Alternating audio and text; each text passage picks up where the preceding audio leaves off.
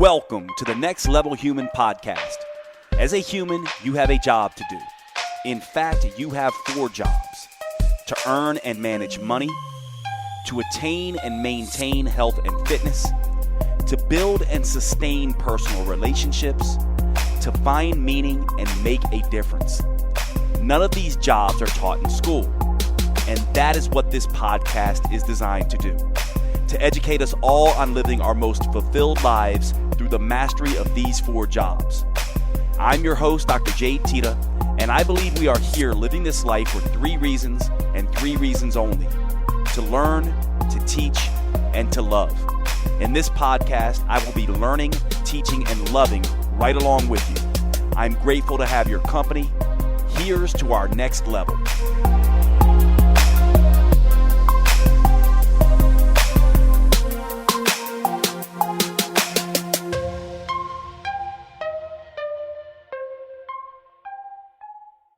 All right, what's going on, everybody? Welcome to today's show. I have one of my favorite humans on the show and one of the most knowledgeable in the profession as far as I'm concerned.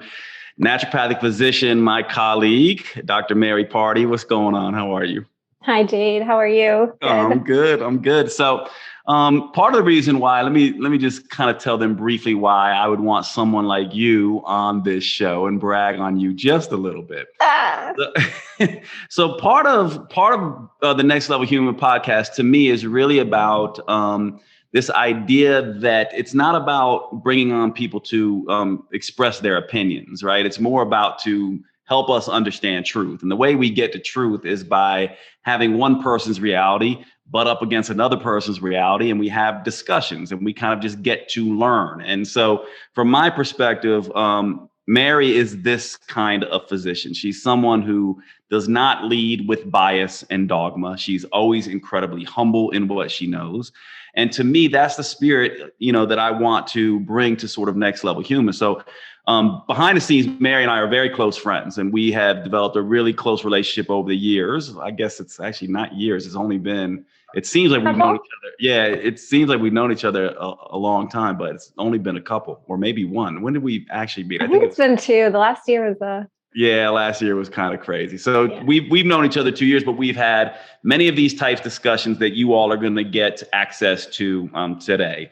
And Mary is expert in a lot of things, but we're going to focus on one of her expertise, which is gut, the immune system in the gut, probiotics, all of these kinds of things. We're just going to let it go wherever we sort of want to go. So, but before we get into it, Mary, why don't you give us a little bit of, and this I haven't heard from you, so I'm actually interested in this. Give us a little bit about how you got here. Like, how did you become a naturopathic physician? Why did you choose this route? How did you develop your expertise in, sort of gut function in other areas? And just school us on where you came from and sort of how you got where you are. Thank you, Jade. That was really sweet. And Jade is like one of my mentors in metabolism for sure, but just like the entire naturopathic community. So I wanted to throw that back at you as well. Oh, thank you.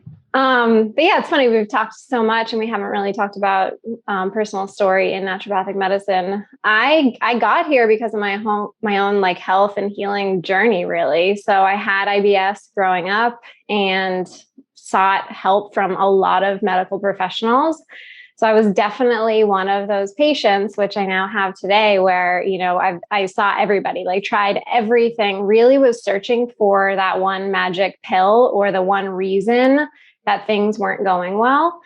And it was through that journey that I eventually met a naturopathic doctor and was so impressed by her knowledge base and really her lack of bias too, and her just ability to try things that weren't standard of care, but may be beneficial. But it was really when I got to the point where I went to this doctor's office. He was an MD, really smart guy. He looked at my chart and he saw how many doctors I had been to. And he looked at me and he was just like, there's literally nothing else we can do here. Just live with it. You're not going to die from it. Stop seeing doctors. Like, you're wasting your time pretty much. His bedside manner was horrific. And I left that appointment in tears, really upset, and just with the feeling of, I hope nobody else has to leave an appointment like this with just, you're on your own and we're not here to help you or kind of talk to you. And so I really, at that point, wanted to become the doctor that I didn't have as a young girl. And so that's really where I am today, is just wanting to gain more knowledge, whether it supports what I've believed in the past or whether it doesn't support that, but really just understand the gut, the microbiome. And now I'm also entering into the mental health field because they go hand in hand, as we know. Yeah, well, actually, let's start a little bit there, because I know one of the most exciting areas of our field right now is the area you specialize in. And it's one of those things where I know you and I have talked about this. It's super exciting, but it's also tough because we see a lot of people who make a lot of claims about different things that perhaps we can make claims about and perhaps we can't. And so I'm hoping you can begin to kind of give us a good place to start and to start thinking about the gut and how it interacts with the metabolism, and even go into a little bit about how it interacts with the brain. I mean, one of the ways that I look at this is the gut is one of these central hubs. It is interacting with all aspects of our body. Now, you and I are in a field where we embrace holism and we were trained in a holistic fashion. But if we were going to put a hierarchy on things, which is very difficult to do, and you and I probably wouldn't, but if we were going to, the gut is right up there. To me, it's like the brain, and then it's the gut. So walk us through wherever you want to start in terms of how do we make sense of this? How do we take in our food? How do we digest this? What happens? What's going on in the gut and the microbiome and how it connects to things? Wherever you want to start. Yeah, that's a big question. I'll just dive in though. And I think you're right. I think we can't choose sides here, but the gut is really one of our interfaces with the external world. So something that people don't usually realize is your gut is on the outside of your body. So it's just like your skin. It's a continuation of that. And so the gut is everywhere from the mouth all the way down to the anus. And if you make that into a hollow tube, it is outside of your body. So that's where food is interacting with that intestinal wall. And you have a lot of immune cells around there. So there's a lot going on in terms of, really establishing a relationship between the outside and the inside world, which is really important for the immune system and tolerance and preventing autoimmunity from happening. And so how the gut functions, just in a nutshell, is you eat something, goes down to your stomach, and your stomach should be producing stomach acid and digestive enzymes. And those are really important. And a lot of those are actually produced from just the smell, the look, like preparation of food, called the cephalic phase of digestion. And then it's going to move down into the intestines, where we're going to break it down more, absorb our nutrients, and then into the colon, where we're going to absorb a lot of the water, this is where things can go wrong in terms of diarrhea or constipation. So if your body absorbs too much water because things are moving too slowly, then you end up with those little like rabbit poops, hard pellets, you're constipated. If it doesn't absorb enough water because things moved too quickly, then you end up with diarrhea. Or looser stools.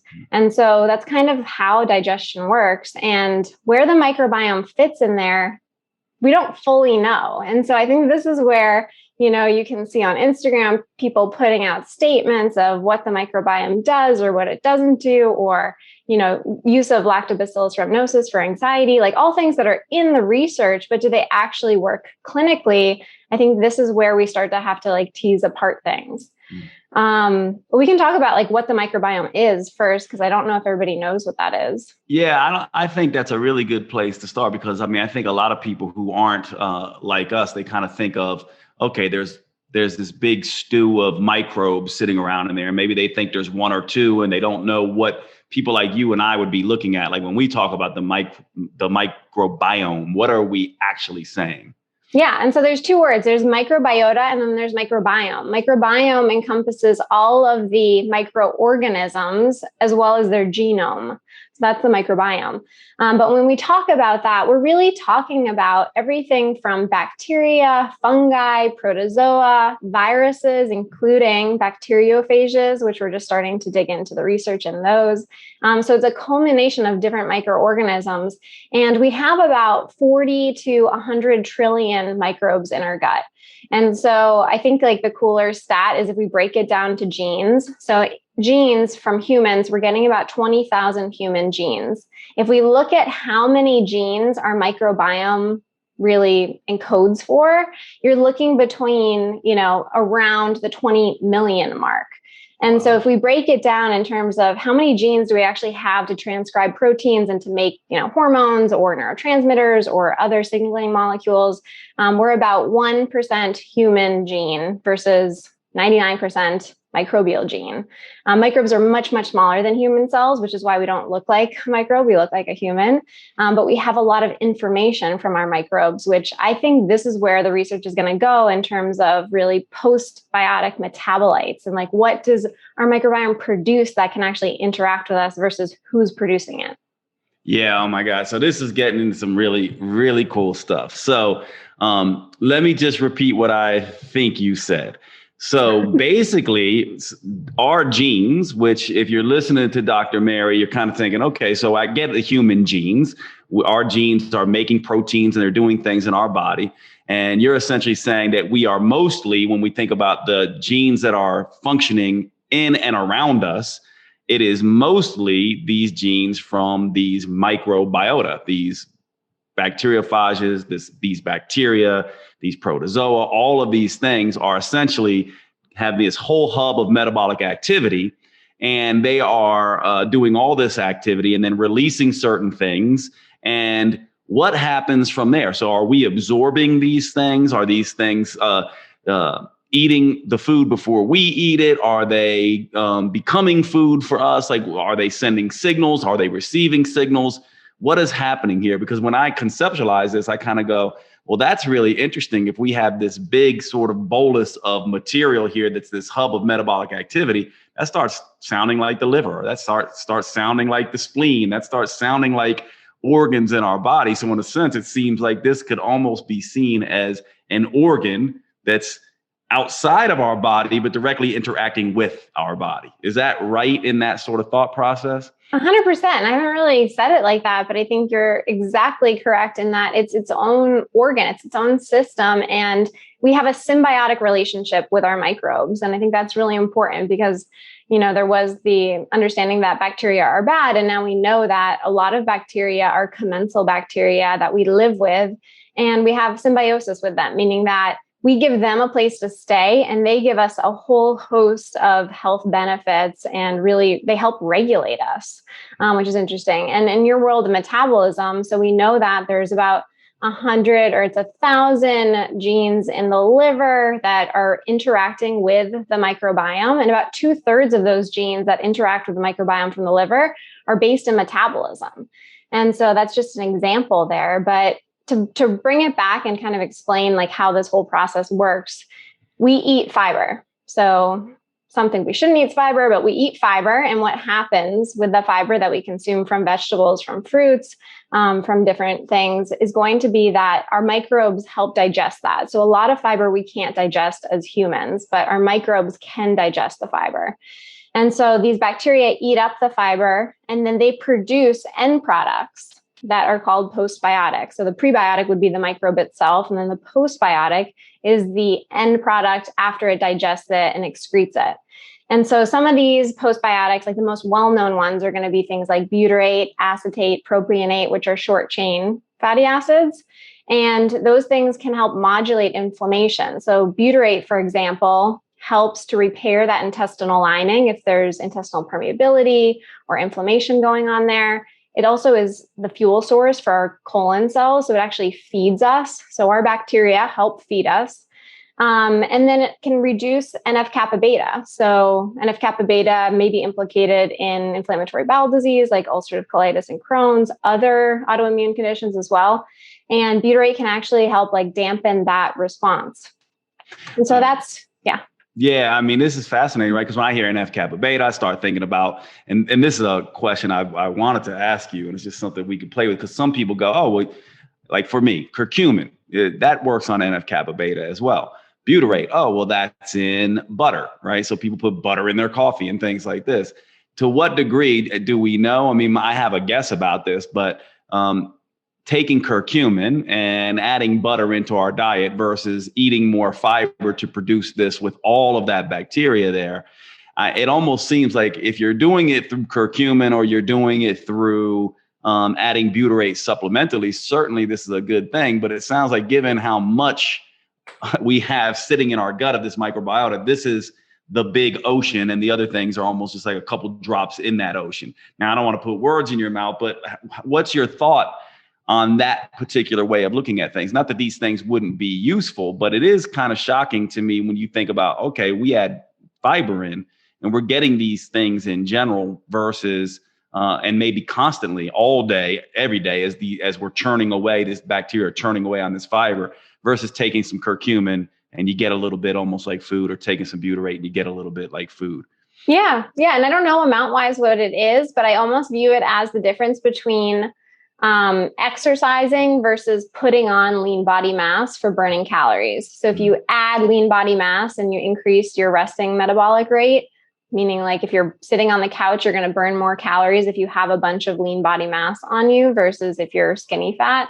So it's the same thing where you're actually changing your microbiome to have more of the butyrate producing bacteria because you're eating more fiber. And this is an important point where the research has a hard time differentiating. If you eat more fiber, you're going to cultivate more bacteria that eat that fiber, right? So we can actually change our microbiome by increasing the amount of its substrate that it needs to consume. So if you don't eat a ton of fiber, you might not have a ton of butyrate producing bacteria in your intestines, but you can upregulate that. And that's kind of like it's working for you to produce butyrate and you're not taking it in exogenously through supplements or anything else. Yeah, and it's funny as we talk about this, because one of the things that I oftentimes see, and I'll ask the expert on this, but like, what's the deal when because, certainly I've told people take in extra fiber. People like, I've upped my fiber, they start getting gas, they start getting bloating, or if they start taking probiotics, they start getting lots of digestive upset. What is the deal there? And is that something that you can kind of clue us in on how we should be adding these things if we're going to?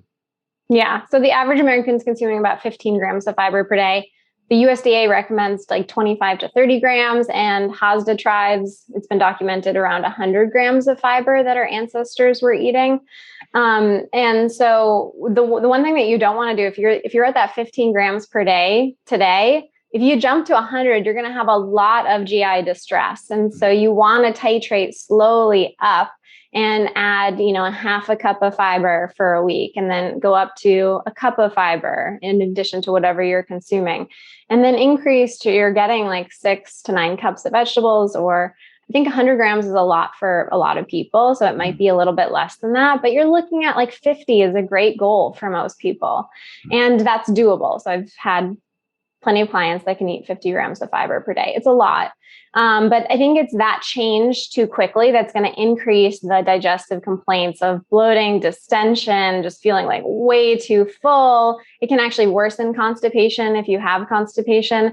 And if you do it incrementally and you still have these issues with eating vegetables, my whole thing is, I don't think it's the vegetable that's the issue. I think it's your microbiome, and you have something going on where you're not digesting your food and you can't handle vegetables.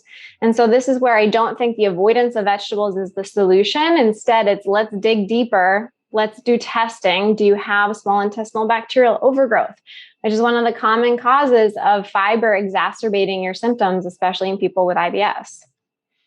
This is really nice. Let's keep going with this, because I think it's going to be really useful for people if they're having symptoms. So, because we hear a lot about, IBS, we hear a lot about, people adding in fiber. What about the sort of FODMAP sort of situation and the research on this? I know this is going to be a question that if I didn't ask you, people are going to be like, well, what about FODMAPs? Obviously, you're increasing those, and maybe you want to educate us on what FODMAPs are, because I don't think a lot of people know what they are. But they do have something to do with fibers when we're getting in more fibers. And how do we manage that? And how do we know that that's something we should care about? Yeah. And so FODMAPs are a group of carbohydrates that are fermentable. So that's the F in FODMAP is fermentable oligodie, polyols, basically fermentable carbohydrates. And they're from a variety of fruits and vegetables. And it's not logical. So you can't say, oh, I understand what is high carb versus low carb. Like you can get a sense of starchy vegetables versus non-starchy. These are very random things like avocados or, a ripe banana, but not an unripe banana. But there's certain carbohydrates when they're in the intestines, they ferment if you don't have proper motility and if you have an increase in the microbes that produce hydrogen, methane, or hydrogen sulfide. And so these hydrogen, methane, hydrogen sulfide are postbiotics, like butyrate is, like acetate is. But they're end products of the microbes when they digest our fiber. They can produce these gases, and the gases are totally normal. So we're going to have levels of these gases present in every human's GI tract.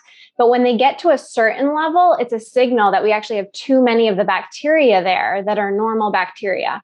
So small intestinal bacterial overgrowth is not an infection in the GI tract. Instead, it's a overgrowth of normal, healthy bacteria, just too high levels of those. And so when we have that overgrowth, if we consume carbohydrates that are easily fermentable, we're more likely to have symptoms. So again, I don't think it's the FODMAP that's the issue, but if you take FODMAPs away from this group of people, a lot of people with IBS, people with SIBO will benefit in terms of they'll have less bloating, they'll have less constipation, diarrhea, whatever symptom they're prominent with, because it's less of the substrate that the bacteria eat that then go on to produce those gases. And so I do use low FODMAP diets, but I use them as a treatment and not as a solution lifelong, because ideally you should be able to put in most, if not all of those back into the diet. And there has been a little bit of research that shows that staying on a low FODMAP diet for a long period of time, like years or the rest of your life, can alter the microbiome and make it less diverse. So it's not something that we're trying to do. I see. That's fascinating. And I don't know how much you and I have talked about this, Mary, but like I have this concept that I use called metabolic rehab. And essentially what it is it's taking somebody and essentially saying, listen, you can't just go from a couch potato to a crossfitting paleo person, right? You can't just go from a standard, American diet to, eating like wild caught salmon and raw broccoli, and the reason why most people can't is a lot of sort of what you're talking about here, and also hunger and cravings and sort of compensations of metabolism. Is there anything that we could do to sort of prehab the gut so that before we change our diet and, make these huge changes in, fiber intake and other things? Are there some things that you can tell us to do that might be like, here's some prehab things you can do to reduce some of the negative effects once you begin to clean up your diet? Because it sounds like the catch-22 here is that many people who need to change their diet, they start adding all these healthy things. They start feeling pretty crappy, some of them, because they have this issue with, sort of the gut not being able to handle this, or dysfunctional or dysbiosis, different things going on in the gut, decreased, digestive enzymes, et cetera. So if there's a way that we can essentially prehab the gut and make this transition easier, it could be helpful. Do you have any tips for us in terms of that? And I don't know that you call it prehab, it's just the word I use, but it's useful because I think people understand, like, okay, well, if I'm getting ready to go into a season of basketball, I'm going to go through spring training to get my body ready. This would be like getting the gut ready for a healthier lifestyle. Yeah, absolutely. And I mean, this is what we do with patients in our practice, is really a lot of this prehab in functional medicine or naturopathic medicine. Like the 4R program is, I know you're familiar with that, is also another form of that. So it's removing things, reinoculating, and then repairing. And I actually like to add in a fifth one there too, replacing. And then the fifth one is re-regulating in terms of the nervous system. But what I usually start people off with, so if they come into my practice and they're bloated or they have any sort of GI complaint, is an elimination diet. And so this is part of that remove phase.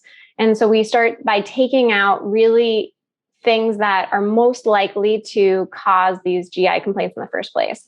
And it's moving people to a whole foods diet, first of all. So we're taking out all processed foods. I'm also going to take out dairy. I'm going to take out gluten. I'm going to take out eggs, corn. I'm going to take out nuts because of the GI issue. So a lot of people will eat way too many nuts that cause bloating or constipation. And then you're going to take out alcohol, obviously. And really, I'm going to tell them, try not to snack so much, which is not as common, but snacking is going to dysregulate motility. And a lot of these things get back down to motility being an issue, especially with slowed motility and constipation. You don't want to be snacking throughout the day because it shuts down that migrating motor complex, which takes several hours to actually initiate. And that's what helps to move food through the intestines. And so if you're not moving food through, you're more likely to have fermentation, bloating, gas production, and slowed motility that way. And then we're also going to be implementing a 12-hour overnight fast, which I think is really simple. Everybody can do it. And it's going to help from a metabolic standpoint, inducing autophagy, time for your body to actually repair, build new tissues. But it also will help that period of time where you're not eating and you're giving your body a rest so it can move things through. Yeah. So let me jump in here, because this is, I think, one of the things that is, and you hinted at this, but I just want to see if this is what you think about it. So some people might say, well, does everyone have to come off gluten? Does everyone have to come off dairy? Right. So what is the thought process here? Is it the food, or is it just that these things are very common? They oftentimes can be issues in people. And so we just kind of take this shotgun approach to removing all of them, then add them back in to see. So what is the mindset around and the clinical rationale behind some of these foods? Yeah, I'm really glad you brought it back here too, because I would have forgot to circle back. And the elimination diet is 30 days. So it's not lifelong. So you don't take these foods out forever. The rationale behind this is to see which foods you react to and which foods you don't.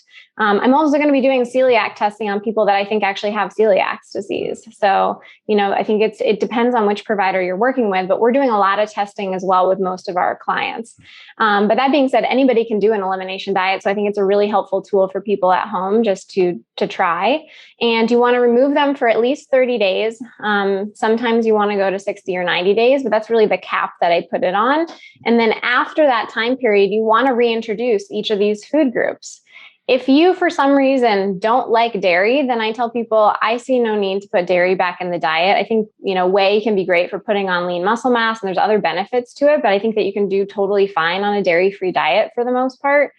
But you want to reintroduce things like eggs. You want to reintroduce things like legumes, which we also take out, things like nuts.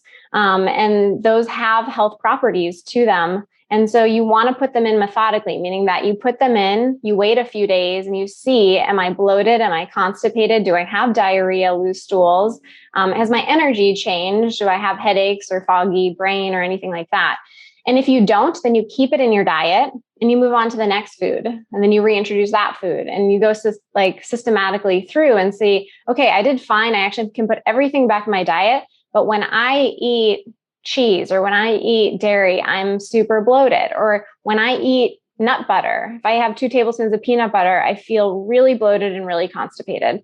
And so that's a way to identify, which foods you react to without doing a food sensitivity test, which is my goal, is to not do those tests if possible.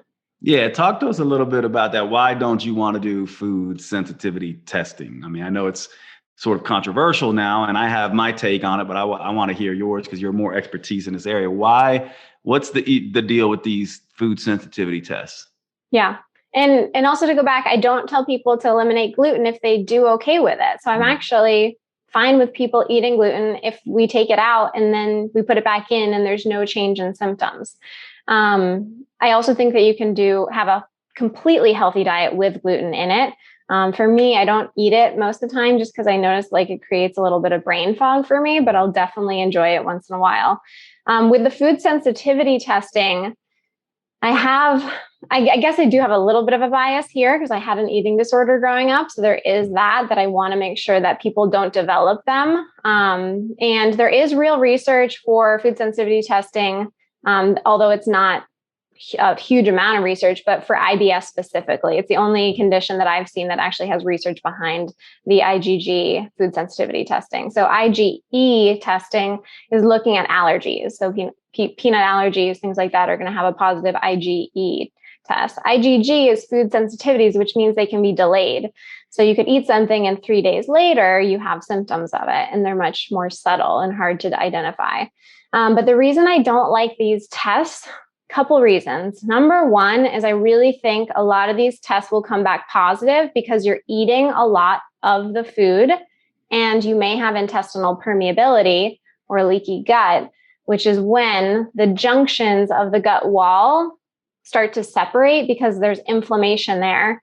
And that separation allows food particles to cross over, which shouldn't usually. We should only be able to absorb amino acids, glucose, things are really broken down. So when like pieces of broccoli or chicken are crossing over, our body's immune system reacts to them, which it should do. It's a foreign invader, produces antibodies to them, IgG antibodies, which then the next time you eat it, your body may produce those antibodies and you may actually get an immune response or, symptoms of discomfort, bloating, things like that. And so that's where I'd rather treat people for intestinal permeability or do testing for intestinal permeability than treat it than to say, okay, you can never eat broccoli again. You can never eat Brussels sprouts. You can't eat chicken. You can't eat turkey. I just don't think that that's the best way to go about things because then it creates a fear around food. And usually, even if the practitioner says, hey, we need to reintroduce these, it's okay to eat, the person still has a lot of apprehension about putting those back into the diet because they were given the diagnosis of a food sensitivity. And so I'm just really cautious about ordering those. I'm not against ordering them, but it's more of like a last resort for me versus a first line treatment.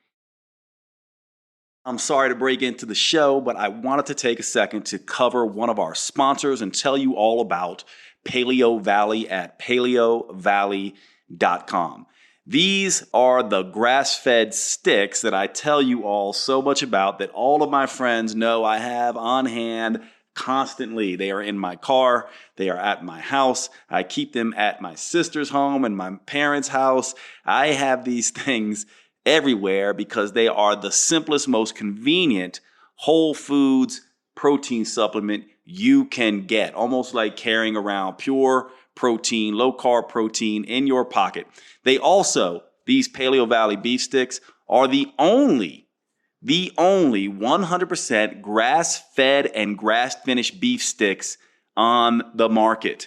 They use organic spices. They are naturally fermented instead of using nitrates and nitrites that can be a problem in some of these cured meats, and they simply taste fantastic. Check out the original or the jalapeno. Those are my favorites. Please make sure you go over to paleovalley.com and visit. When checking out, use the code NEXTLEVEL for a 15% discount. Remember, our sponsors keep the show going by you giving them your patronage and spending your money on these high quality products. You actually do a few things. One, you're helping to support the podcast.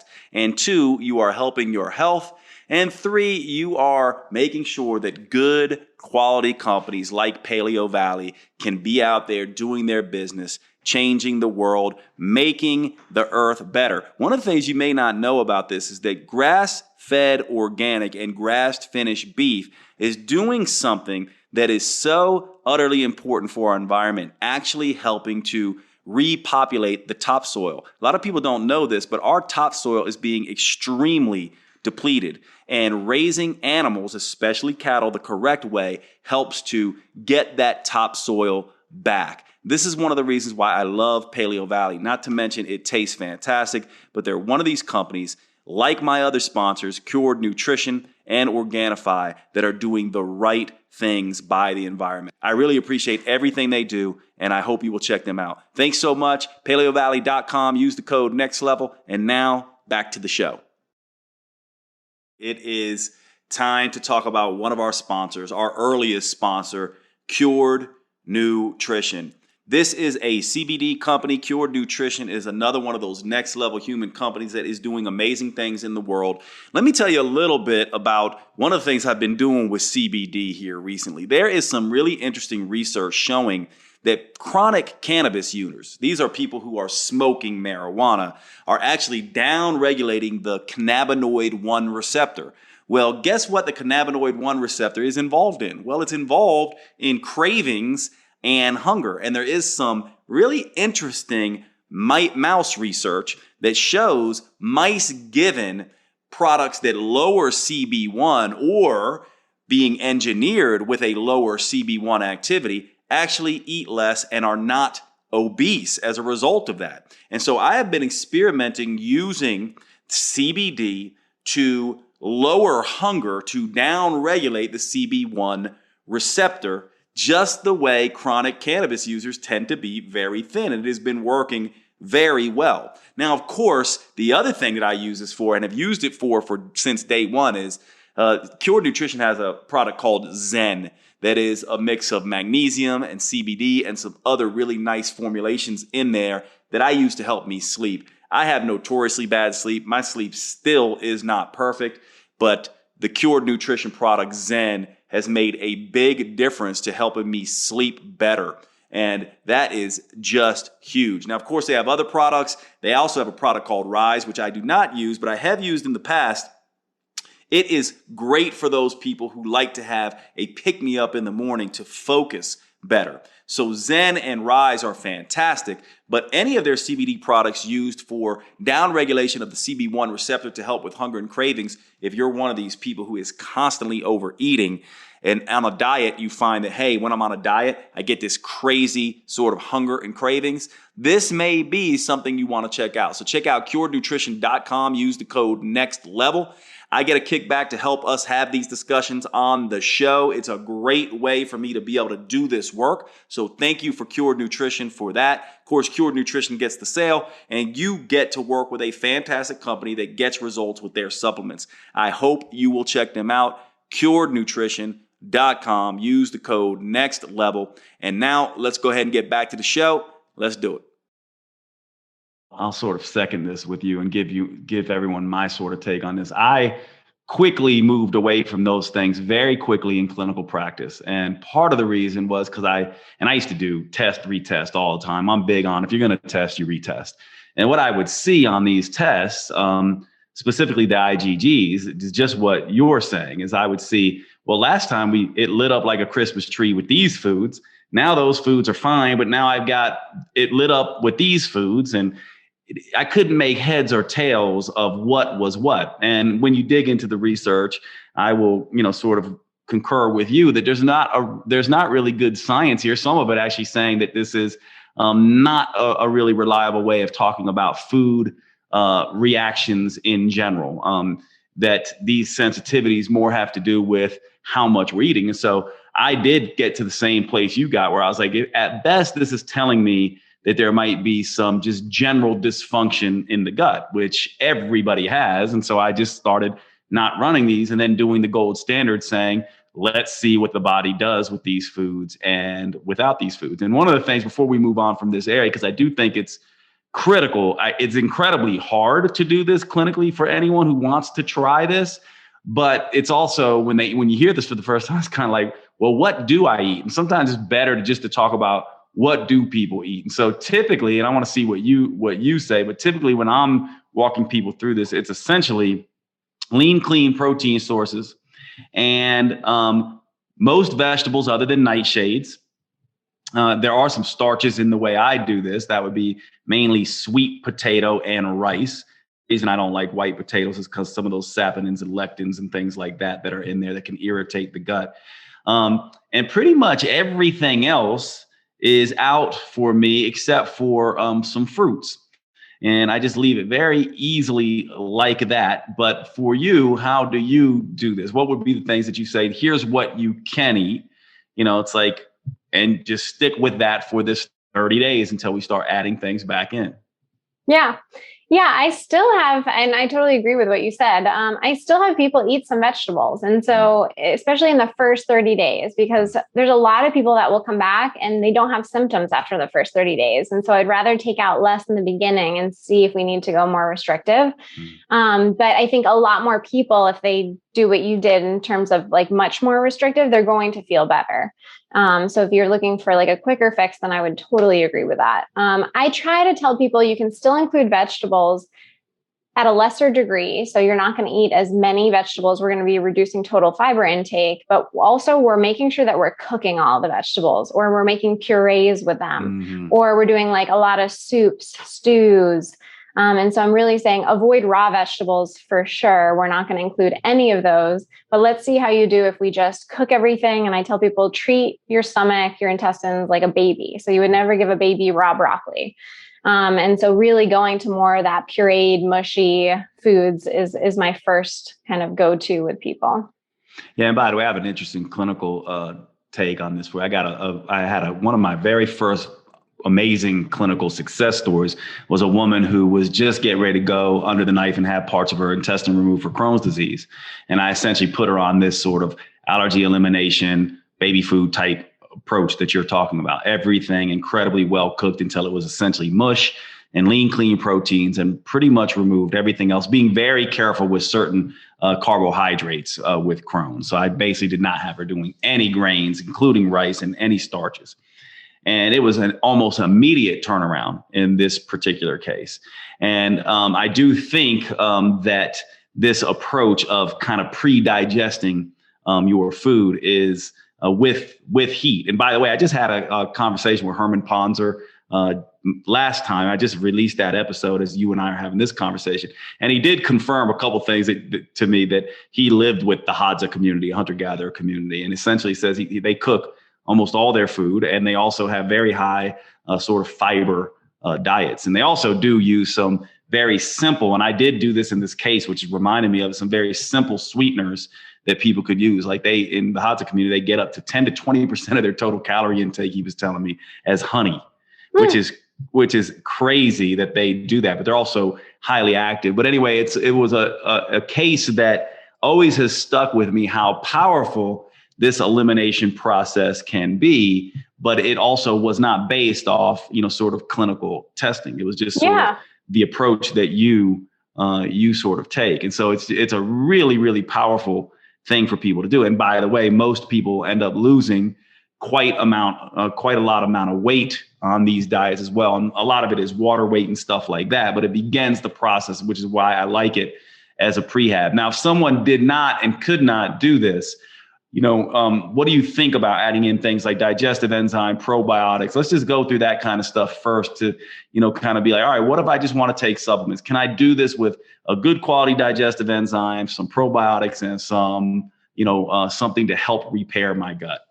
Yeah, you just brought up so much good stuff. I want to dig into one of it first or one of the things that you said is, so I think it's really important that we differentiate too, like who we're talking about, because if somebody comes in to see me with ulcerative colitis or Crohn's, inflammatory bowel disease, I'm not going to do that elimination diet with them. I'm going to go much more restrictive. I usually put them on the specific carbohydrate diet, which in the beginning, you're doing like carrot soup puree, grape juice, like you're eating very, very limited foods. And then you're even going slower and reintroducing.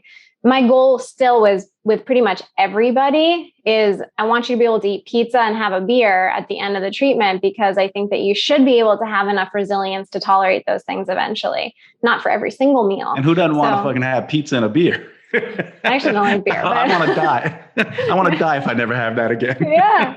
No, but I think it's a really good thing for us to actually, push people to say, we want you to have like a steel gut by the end of this. It doesn't mean that you can have beer and pizza every single meal, but on occasion, like you should be able to tolerate stuff like this and still feel good afterwards. Maybe, Absolutely. Feel fuller if you eat too much, but still be able to process it.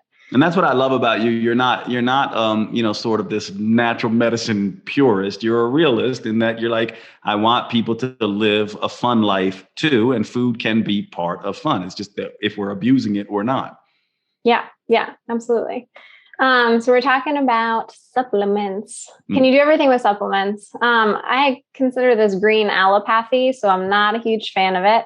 And what I mean by that is, in conventional medicine, you have hypertension, we put you on a beta blocker, so if we do like a pill for an ill kind of exchange. And what I see functional and naturopathic medicine moving into, a good percentage of it is the same kind of treatment where you have hypertension. Now we just put, we have you drink like hibiscus tea or put you on Carditone, a supplement that has, hawthorn or something like that. And so I see that as really similar. And so we're just using natural products instead of pharmaceuticals to do this. And so ideally, we want to do things differently, but we can still use these supplements along the way as, help. And so digestive enzymes, hydrochloric acid, like these things can be helpful if you're not producing your own. And I'm always asking the question of why aren't you producing your own? And a lot of these same answers come back to the same thing. It's people that are stressed out. They're moving way too fast. They're not sitting and eating. And so they're in more of a sympathetic state. They're in like that survival mode. So their body's not producing digestive enzymes and stomach acid. And so they're feeling bloated or, distended after a meal. And so ideally, you want to slow down and incorporate mindful eating before we put in digestive enzymes and hydrochloric acid. But I think that they can be very useful, if we need them as a little bit of a Band-Aid, as long as we understand where we're going. And my favorite before that is actually increasing either bitter vegetables that are really like cooked, just bitter taste in your food, which actually stimulates your own production of these things, or using bitter tinctures, things like gentian, so that we're actually creating a response in the body where you're producing more of your own. But yeah, I do think that they can be helpful. And, there's things like NAG and other things that can actually help heal the intestinal wall if we're looking at intestinal permeability. So I think all of our nutraceuticals are really helpful as long as you're not on a million of them at once. And so I really try to cap people at how many we're doing at once. And then there has to be a time frame that you're going to take these from. And some things, if we're shifting hormones or something like that, they can take a long time. But as long as we know, okay, this is kind of the game plan, this is what we're using it for, and we will stop it. I think that's important. Yeah, so let me sum this up before we get into a little bit of the probiotics, and we can wrap up because I want to be respectful of your time. But so if I'm hearing you correctly, and correct me if I'm wrong here are some takeaways from this little bit of discussion. Number one, it sounds like you feel, and I think we're in agreement on this, that if we're going to be looking at reactions to foods, we should actually be looking at the specific reactions to foods in those individuals and the symptoms that they elicit. And so sounds like for you, you're not a huge fan of, just doing this based on testing. You want to actually remove these foods and add them back in. Granted, we know that's tough for people, but that's kind of the gold standard. Then you add these in one at a time. Now, I just want some clarity here for you, just for take-homes for people. So how long should they wait before so they've eliminated things, they've done this for 30 days, they're ready to start adding foods back in to see if they can elicit reactions. How long should they wait between each food? Yeah, I at least do 3 days. So I do 3 days. And if sometimes people will come back and be like, it didn't work, I couldn't figure it out, then we'll do longer. But 3 days is my minimum. Okay. And also one thing for everyone to keep in mind who's listening to this, typically when we do this, and maybe I'm wrong here too, but correct me if I'm wrong. We typically do this, like I wouldn't have you challenge pizza because that's got gluten in it. It's got, tomato in it, which is an adjuvant and a nightshade, and it's got dairy in it. So we would want you to do just dairy, wait 3 days, then just the tomato, wait 3 days, and then just sort of the gluten, wait 3 days. Then based on that, certainly it sounds like you are not opposed to using sort of supplements like digestive enzymes and things like that, but we should be a little careful about that because it doesn't necessarily get to the root cause. So it sounds like you're not doing anything with anyone that's not first a whole diet sort of revamp in terms of looking at that. You mentioned things like giving yourself time between meals, a 12-hour fast. It seems like a lot of this is about giving the digestive tract time to begin to regulate itself. And one of the things I love about what you said is that in the end, we should be able to eat food normally without abnormal reactions. Mm-hmm. Absolutely. So let's get into this part that I know everyone's gonna, sort of want to know about. And this is this idea of probiotics. And I'm just gonna let you take this to where you think the exciting place is. What sense can we make about supplementing with probiotics? What's the deal with these bacteriophages? What are they? What are they doing? What is the sort of take-home state of the industry right now in terms of the microbiome and all these things? I know it's complicated, but let's just hear it from the expert in terms of where we are and what sense we can make of it. Absolutely. Yeah. And so I think probiotics are actually really helpful in the GI world. And I think we're going to keep learning more. And so the thing with probiotics is that you don't want to just go and pick one off the shelf and use it. They're all different. They all have different strains of bacteria in them. And so, we have a species of bacteria and then we have a strain of bacteria. The strain will typically have a number associated with it or some letters and a number. And it looks like gibberish, like MCT888 or something like that. And this is a very specific strain of bacteria, which has been researched for something specific. And so usually you want to talk to your doctor about, is there something that can help with constipation? Is there something that can help with ulcerative colitis? And so, for ulcerative colitis, I've found probiotics to be really, really beneficial. For things like Crohn's, not as beneficial in my mind in terms of clinical outcomes. And so with UC, for example, we're looking at E. coli Nissl 1917 being like a very researched strain of bacteria, which helps with ulcerative colitis specifically. Now, if you have something else going on, will E. coli Nissl be helpful? Maybe not. And so know what you're taking and why, and then you can get better outcomes that way. And so I do think that there's a place for probiotics. What the place isn't, though, is they're not re-inoculating the colon. And so I think that this is a really common misconception that if you take lactobacillus, you now have more lactobacillus in your gut. And that's just not the case. The probiotic is more of a passenger or, a traveler through the intestinal tract. And so it passes through and it helps you as long as you're taking the actual probiotic. So you get the effects as long as you're still supplementing with it. That's fascinating. That's totally fascinating. So basically, this whole idea that we're creating soil inside our gut with all these things that we're taking in, they're just sort of passing through. And are they influencing the other bacteria that are there as they pass through, or do they just act as nutritives and do their job while they're there and then pass through? Yes. So they influence the other bacteria, which is how they can, help us shift or re-inoculate in some aspect. So they can, reduce the number of bad bacteria that are there. So we can use it for travelers' diarrhea to help, get rid of the pathogen that's there. And then they can also interact with our human cells to downregulate inflammation in the GI tract, or they can talk to our immune cells and actually help with an immune response. So there's certain strains of probiotics which can actually support your response to viral infections, which I've done things on. And so I think there's a lot of research there, and then we can dive into to see, okay, what's specific for each condition.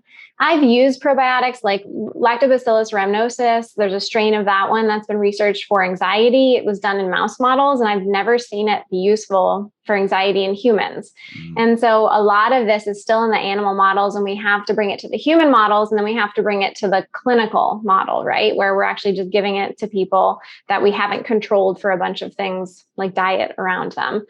But I think that they can be useful, but not for re-inoculation terms. Let me just interrupt you there for a minute, Mary, because if you guys, sorry to interrupt, but what Mary just said, I think is critical as we're talking about this stuff. Notice how she said, I found in the research this one thing that was working in rats. I brought it into my clinic. It did not work in humans. To me, this is the sign of a true expert actually following the data. And by the way, sometimes you'll find the opposite, that maybe you go, I'm seeing this work clinically. I don't have any research to show, but it just shows in my mind, the level of clinician and researcher in you, that you're sort of both. Thank you. Yeah. And I think it is important that we try the things too, though. So we don't want to say none of it works, because I don't think that's doing anybody justice. We want to try to bring the research that we have into clinical practice and see, does it work? Does it not work? How many people have we tried it on? Should we keep trying it? Or should we really say, hey, we've tried it enough despite there being research and it's not working anymore? Yeah. And so what I'm excited about are this idea of bacteriophages, which is newer in the microbiome research. It's even newer to me. And so bacteriophages are viruses. And so we all know more about viruses now than I think we ever have before. But these viruses are specific when they're bacteriophages in that they go into bacterial cells and can replicate through them. So they require bacteria to replicate. And what happens is when the virus goes into the bacteria, some of them can actually kill the bacteria. And so what we're thinking is that we can use these bacteriophages to change the microbiome by decreasing guys that we don't want there or supporting guys that we do want there. So for instance, in IBD, inflammatory bowel disease, we've looked at Staph aureus bacteriophages, and we've seen that these can actually dampen the immune response in people with IBD. So they may be actually interacting with things like NF kappa beta as well. And so I think that there's a lot of cool research here that we can actually see is this one other way that we can actually change the microbiome. And, I think there's fecal transplants, which can actually change the microbiome. And then there's diet changes, which can actually shift the microbiome. Probiotics don't, but I'm wondering if bacteriophages are another avenue where we can go down and use them, because they're very specific, meaning if you have a Staph aureus bacteriophage, it targets Staph aureus. Antibiotics are much more broad spectrum. They're going to target a bunch of different bacteria. And so we can't necessarily just reduce a few. We're going to wipe out a bunch of different strands. And then the other cool thing with bacteriophages is that they actually can penetrate the biofilms. And so biofilms is a conglomeration of polysaccharides, proteins, and different lipids that helps to almost encapsulate a group of bacteria, which makes it hard for us to get at it with an antibiotic per se. And so it looks like these bacteriophages can actually get into those biofilms and affect the bacteria that reside within them. So we don't have to rely on, biofilm disruptors, if they even work, or other things. That's fascinating, because these biofilms, just for everyone who's following, it's these things make it so that part of the reason why the gut is not that changeable. And actually, as we wrap up here, I want to ask you a couple things, just kind of quick fire things. And some of them you may know and some of them you may not, but I'm asking them because I don't really know the answers on these things. One of them things I want to ask you is, do you think there's any truth to the idea that each of us have our own almost like fingerprint biome, so that our microbiome is unique to us? And if you think that's the case, like it's sort of like, because I've heard things like you can basically have the similar microbiome as your lover, as an example. But if that's the case, then how much of this research can we really trust if we're all sort of unique? That's one question. And then what is the research on the changeability of that? So how much then, if I have a fingerprint microbiome that's my own, it's unique, how changeable is it? Do you have any thoughts on that, or any research to educate us on whether that's true or not, and how changeable it actually is? Yeah. And I do think we have a very unique microbiome set. So my answer to the first question is yes, I do think we all have kind of this fingerprint, but I think our fingerprint can change. So I guess it's a yes and a no. So the yes is that, we really see that a large percentage of this is getting established in like early life years. And when we start eating adult food is really when we start to see the shift into this adult microbiome. But what we see is that, if somebody takes an antibiotic, like Rob Knight, other people down in San Diego, which are really studying this microbiome, they plot microbiomes and they use a bunch of different information to put it on the graph. But you can see when people take antibiotics, the microbiome shifts, and then it will slowly go back to kind of where you were, depending on how many times you took it, how long you took it. But what they're seeing is that with especially long-term antibiotic use, we're seeing changes in diversity of the microbiome. So you might have a similar fingerprint, but less diversity. And so I think that this is really, where we're seeing, yes, I think things can change, especially for using a lot of interventions that, are not benefiting the microbiome. I don't think things change as drastically as we think. And I think we're going to have more drastic measures to actually shift them. But in convention, like in the research, they say that one of the things contributing to inflammatory bowel disease is likely the microbiome. We just don't know what that is yet. So we don't know, like, is it one bacteria? Is it a shift in a bunch of different bacteria? So I think that there's a lot of unknowns, but I think that once we figure out more of like we don't even know, like, what does the optimal microbiome look like? Like, we have no idea. Yeah. What is that for weight loss? What is that for inflammatory bowel disease? I think that we're going to see these kind of super donors pop up, where if you give somebody stool from donor A that has the optimal microbiome to treat inflammatory bowel disease, you get good outcomes. But if you give it from donor B who's very healthy, but has a different microbiome, you might not get the same effects with treating for inflammatory bowel disease. So yeah, this is fascinating. You know what it reminds me of too? It reminds me of like where we were back in the early 1800s, where it's like we're giving leeches, and we're doing all this stuff. We don't even know what the spleen does. We don't even know what half the things in the human body do. It's almost like we're there in sort of the dark ages of the microbiome. We know it's incredibly exciting, but it almost reminds me of that. All right, a couple more questions here. So what's your take on if someone you hear this thing about skin and gut being related? How are they related? Like if I'm getting acne, or I've got psoriasis, or I've got any kind of skin condition, is this something that I should go, oh, this is my gut? Like what's the potential relationship there, if any? Yeah. I'd love to hear your opinion on this too, because I feel like you've got a few things, but the first thing that comes to my mind is just generalized inflammation in the body. So if you're eating a diet that's really high in sugar, then, it's obviously interacting with your gut, but can come out in the skin. And then we also do have a full microbiome on our skin as well. And so we have to see, do those relate? And obviously we've talked about how the bacteria in our intestines can produce anti-inflammatory compounds like butyrate, which can affect inflammation systemically. So butyrate can go into, the bloodstream and travel to different organ systems and things like that.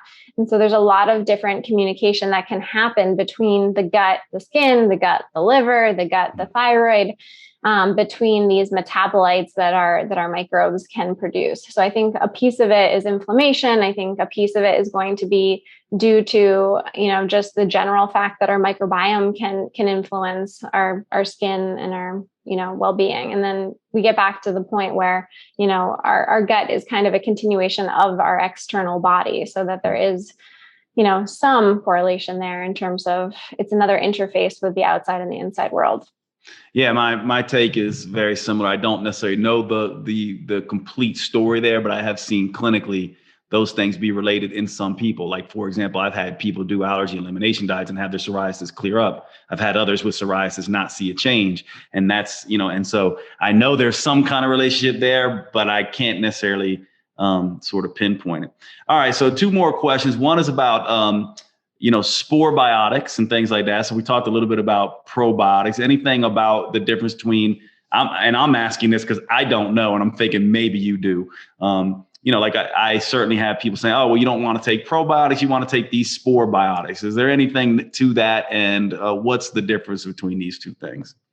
Yeah, so spore-based probiotics have some benefits to them. One of them is that they're shelf stable, so you don't have to refrigerate them usually, which is really good. There's actually research that even if you have a shelf not stable probiotic, meaning that it's heat sensitive, if you take it and the bacteria is dead, you still get benefits from it because it still interacts with your other bacteria. And so I think that's one thing to consider, is that you don't have to worry about like the travel and the temperature of it. And then they're different probiotics. And so they're really coming from a place where they're in a spore form and they more like germinate within the intestinal tract. And so I've seen good benefits with, one of the spore-based probiotics that we use a lot of.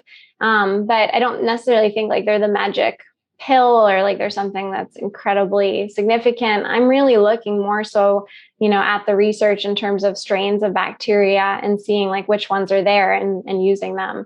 Megaspore, I think, is like the most common spore probiotic on the market. And I've definitely seen it be helpful for intestinal permeability and repairing that intestinal lining, which there's some research for. But I'm not like on the spore wagon. I think that we have to use them all. Yeah. And, okay. So final question for me. And it's final question. I'm like, it goes right out of my head. What was I going to ask you? Oh my gosh. Well, I wanted to talk to you about the intestinal permeability and the skin permeability, because I forgot about that. This is what I was going to actually ask you. So, perfect segue, because I was like, all right, what's your number one? The question was, what's your number one thing to heal the gut lining and to deal with this permeability issue? How do we deal with that? Yeah. And as I was talking, I was realizing that the skin gut relationship, I think, has a lot to do with possibly having like this leaky skin, leaky gut correlation, because we've seen in some of the research with eczema, possibly like permeability of the skin causing more of this eczema-like and atopic conditions, flares. And I've definitely seen people who have definitely leaky gut or intestinal permeability and eczema. And when you treat them for that, their skin gets better. And so that's just like a clinical correlation that I've made. But in order to treat intestinal permeability, my first thing is, why is it there? And so if it's a standard American diet, we're changing diet. If it's too much alcohol intake, we're taking out alcohol completely for a little while we repair. If it's too much stress, so stress, when you have an increase in cortisol, reduces secretory IgA, and secretory IgA helps protect the intestinal lining from pathogens as well as just from, general inflammation. And so if it's stress, then we're meditating and we're doing all of those things. And then we also I'll use nutraceuticals to repair for a period of time. So my go-tos are things like N-acetylglucosamine, NAG, another name for that. I love using immunoglobulins, and I've seen those be really effective. Those are bovine sourced, and they help to heal that intestinal lining. Zinc carnosine can be really effective at healing the intestinal lining. Then we have all of our demulcent herbs, and I love using herbs with my patients. So, things like deglycerated licorice root or marshmallow root. I'll usually have people make like a cold concoction of demulcents, and they sip it throughout the day if they have gastritis or even if they have intestinal permeability. Oh my God, that's like bringing back all the old school stuff. And actually, I remember doing that when I was in medical school, and it could be really nice, like a nice tea. Mm-hmm. All right, so you're just absolutely amazing. I love you, but now everyone else is going to love you as well. But tell them, because they're going to want to find you. So, and by the way, I've been trying to get her. She's mentioned a few times she might be working on a book, and I'm like, write a book on this because we need your voice out there. And it's like, oh my God. But tell us where they find you and where you're spending your time mostly. I spend my time alone mostly. No, you guys can find me on Instagram. So my handle is at dr.marypardee, and I do a lot of infographics and gut health centered information on there. And then the website is modernmed.com, modrnmed.com. And we have a unique structure. We work as a team. And so we have team meetings every single week where we review cases. So you have 3 doctors' eyes on your case. And we really kind of dive in deep and apply the research to each of our patients.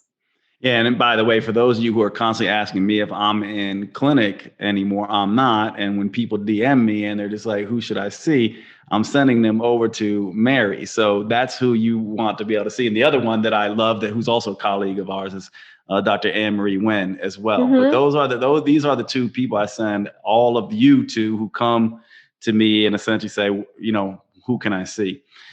Mary, I love you. Anything else you want to leave us with? Words of wisdom, anything that's on the horizon that we should be paying attention to? You're amazing. I appreciate you. You're super smart. And thank you for having me. That's all. I love you too. Thanks for being on the show. Love you.